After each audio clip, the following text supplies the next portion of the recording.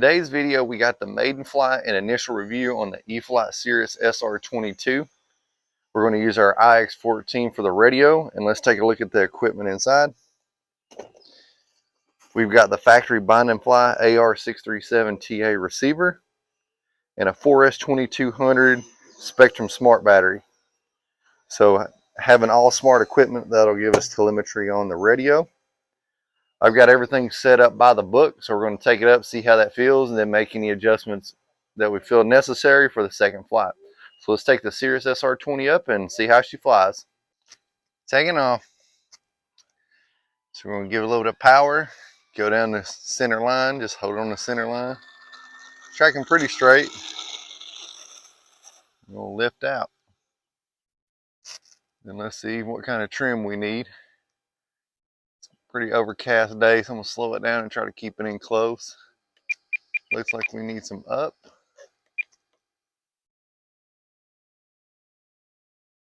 We're on all low rates on the book.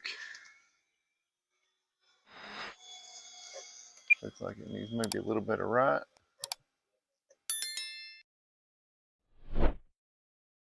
Feels okay. The CG feels fairly nose heavy.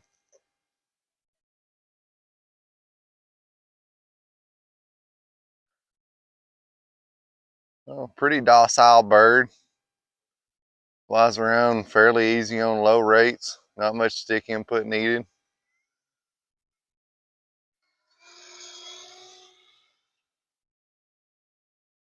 Looks like it's climbing quite a bit when we give it some power. So let's trim it the other way. Let's get it going fast here.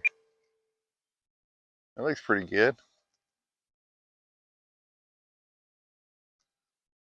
Bring it on around here, see how it feels on a pass.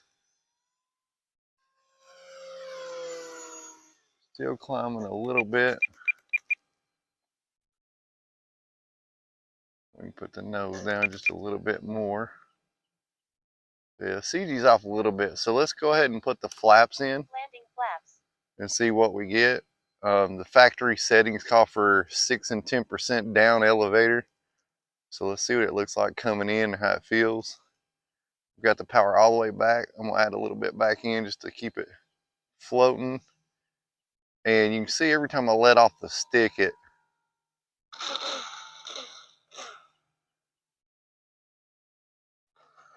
even wanted to push it down there, which I kind of expected. So what I'm gonna do is I'm gonna bring it over here. I'm gonna go ahead and take out that elevator mix because I feel like it's pushing the nose down way too strong. You can see I had it sat down there and I gently relaxed the elevator and it really wanted to push the nose down. You can see it went into a porpoise. So I did a small little applied throttle and then lifted it out. So what I'm going to do is I'm going to go ahead and take that elevator mix out in the radio. I'm going to move the battery back a little bit and then we'll take it up again. So I'm going to do a few adjustments and then we'll come back on the camera and take it back up and see how those adjustments work.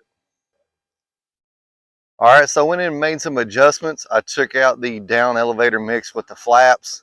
I also moved the battery back just a little bit. I've got the front of the battery at the end of the first battery strap. So the first battery strap, I got the end of the battery right at the edge. I'm gonna see how that does on CG and the elevator mix, see how that works on coming in. Like I say, I could feel I was fighting it coming in with the factory settings, and I sat it down nice, but when I relaxed the elevator, I relaxed it fairly easy and it pushed it down and wanted to put in a porpoise. So you know, it wasn't too bad, so I went ahead and brought it in.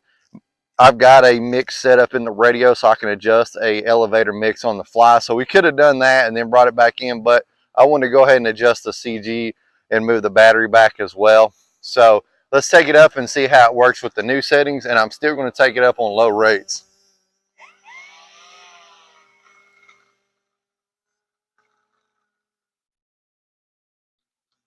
So we'll turn it around here. Taking off.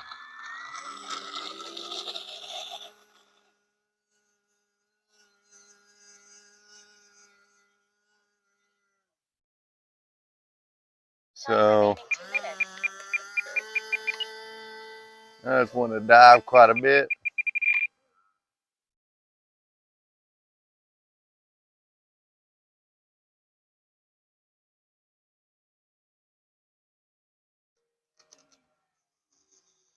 So CG feels good.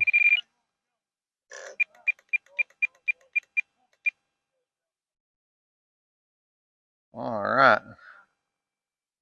So we've been pushing the battery back. You can see it's diving down a little bit, so it's still fairly nose heavy, but when we get up to throttle, it feels like it flies good.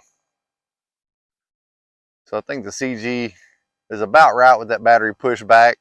The balance feels pretty good.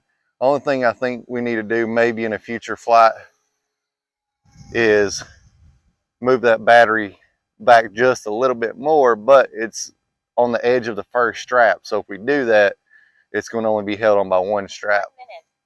So let's put the flaps in again. I was slow, so you can see it still didn't balloon. We're going to bring it around this way, see how it feels. At landing speed, I'm about 30% throttle. A lot more stable this time. I'm not having to work the sticks as much. And you can see the nose is not trying to dive down real hard.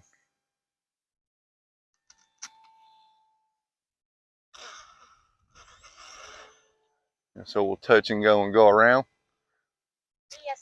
A little bit of a firm landing right there. However, it did let me know, you can see when we kept it just a little bit above the runway, it's much more stable and I'm not having to fight the elevator with the down elevator compensation. So it felt a lot better. And you can see flying right there at low throttle, the plane is just very level. So it's a lot more stable coming in. So I don't think that elevator compensation is really needed for this plane. So we got another plane taking off. We're going to go ahead and bring it in. Landing. We're going to bring it in. And it's just a lot smoother without the elevator. Now you might decide you like that. However, beware if you have that elevator mix in there that it's going to push the nose down quite a bit.